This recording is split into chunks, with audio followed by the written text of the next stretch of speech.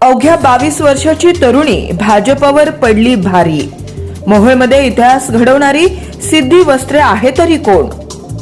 सोलापूर जिल्ह्याच्या राजकारणात मोठी उलथापालथ पाहायला मिळत असून मोहोळमध्ये भाजपचे वर्चस्व राहिलेले माजी आमदार राजन पाटील यांना मोठा धक्का बसलाय। मोहोळ नगर परिषदेच्या निवडणुकीत मुख्यमंत्री एकनाथ शिंदे यांच्या नेतृत्वाखालील शिवसेनेनं भारतीय जनता पक्षाला जबरदस्त धक्का दिलाय।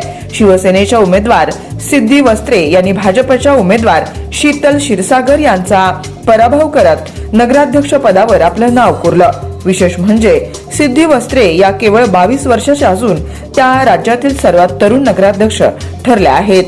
मोहोळमध्ये भाजपचे वर्चस्व राहिलं असून माजी आमदार राजन पाटील यांची येथे मोठी ताकद आहे। मात्र या निकालानं त्यांच्या नेतृत्वाला मोठं आव्हान मिळालं। शिवसेनेच्या सिद्धी वस्त्रे यांनी भाजपच्या शीतल क्षीरसागर यांचा 170 मतांच्या फरकानं पराभव केला। या निकालामुळे सोलापूर जिल्ह्यातील भाजपच्या गोटात अस्वस्थता पसरली असून आगामी निवडणुकांसाठी शिवसेनेचा आत्मविश्वास वाढलाय। तसेच नगर परिषदेच्या एकूण 20 जागांपैकी 9 जागांवर विजय मिळवत शिवसेनेनं मोहोळमध्ये आपलं निर्विवाद वर्चस्व सिद्ध केलं। विजयानंतर माध्यमांशी बोलताना नवनिर्वाचित नगराध्यक्ष सिद्धी वस्त्रे भावुक झाल्या होत्या। त्या म्हणाल्या की हा विजय म्हणजे जनतेनं माझ्यावर दाखवलेला मोठा विश्वास आहे।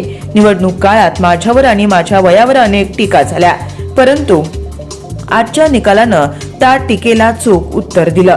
आता केवळ शहराचा विकास आणि जनतेच्या समस्या सोडवणं हेच माझं एकमेव ध्येय असेल।